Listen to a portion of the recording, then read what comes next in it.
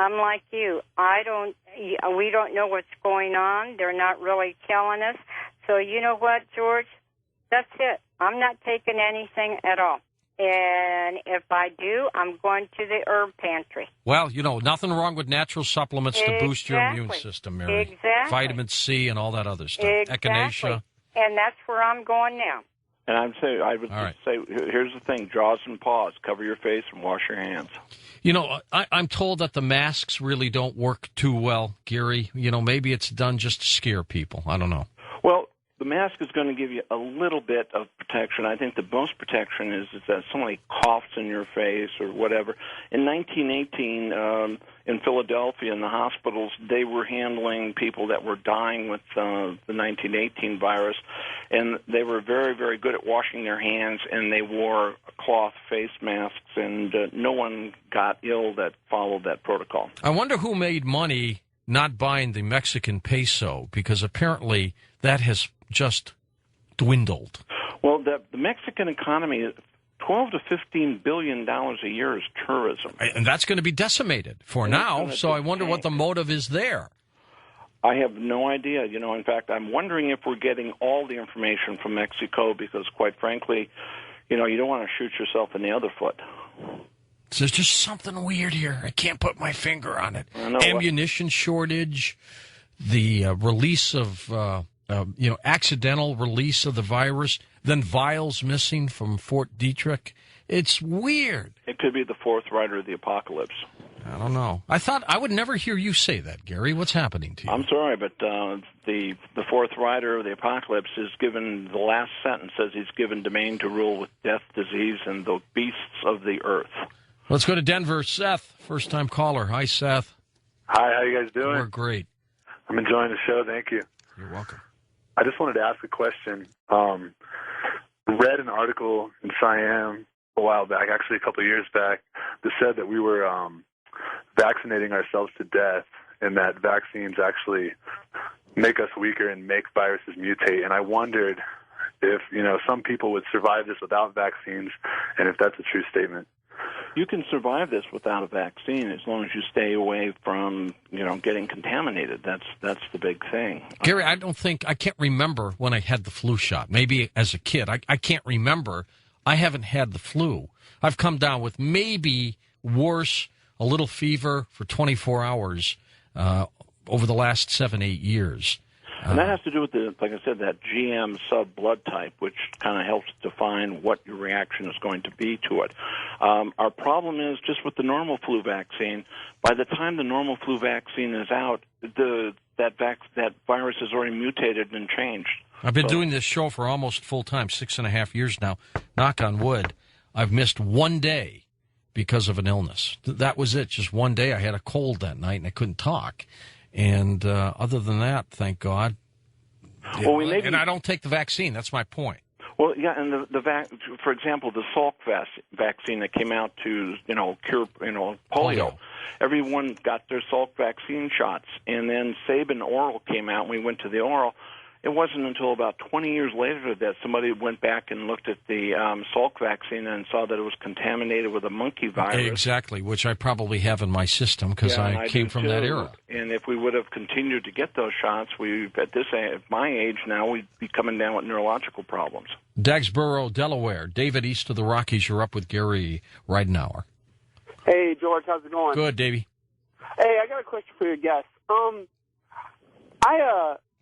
This talking about, martial law and everything being declared, would it be a good idea to have a contingency plan in place to get out of the cities in case they do try to do that? I mean, well, I've talked about that. Well, we have the FEMA camps out there, Gary. Yeah, well, if this gets bad, this is going to make Katrina look like a picnic in a park. Sadly enough. And if you try to get out of town, you're going to have huge traffic jams. That's why quarantines won't work. If you try to quarantine people, the healthy people are going to try to get in their cars and drive out. So you have rioting. The thing of it is, once you get out of town, where are you going? I mean, it's going to be probably everywhere.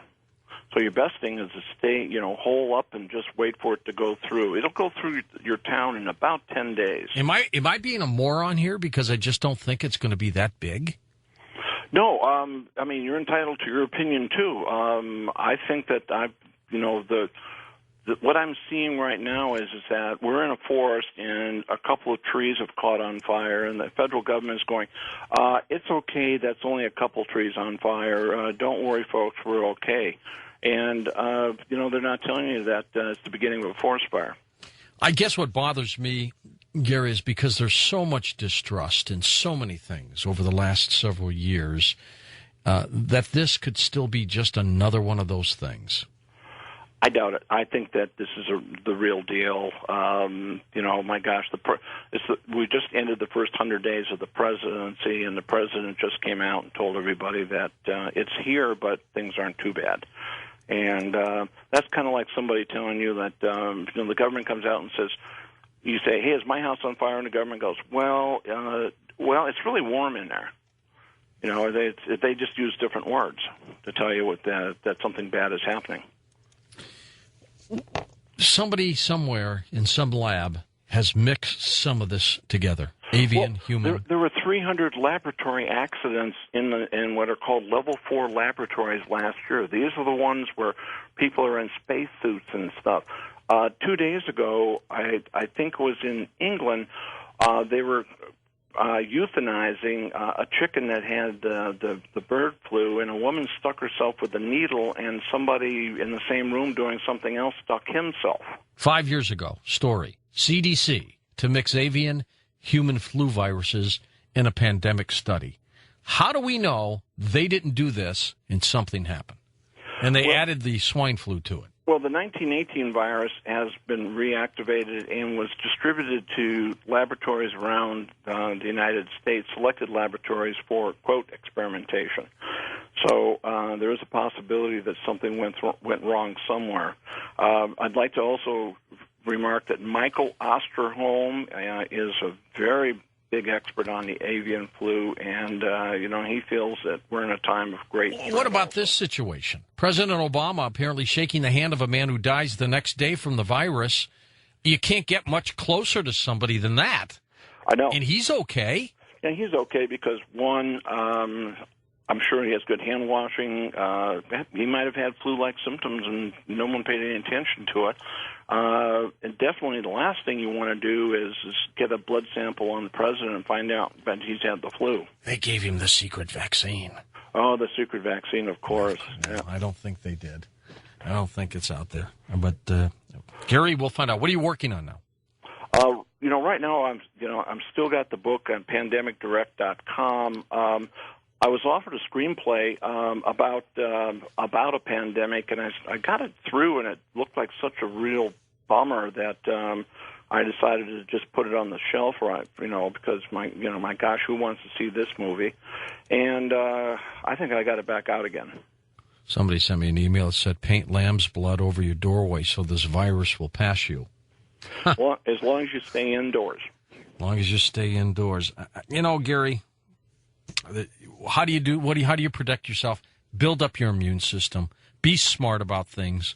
Wash your hands, and let's not panic about this situation. They've got us where they want us, man. They do. Well, you just keep it simple. I should also mention that the website again is pandemicdirect.com, and of course you can find it on your thing too. But it's just going to shake itself out. I'm sure we're going to be talking. You and I are going to be talking about this some more. I think so. Gary, thanks so much for coming on at this late moment for our special report on the swine flu scare.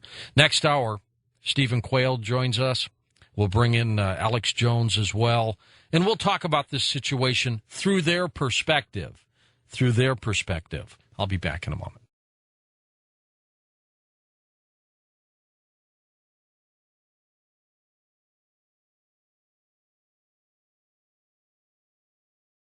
Well, in our continuing special report on the swine flu scare, up next, Stephen Quayle joins us along with Alex Jones right here on Coast to Coast AM.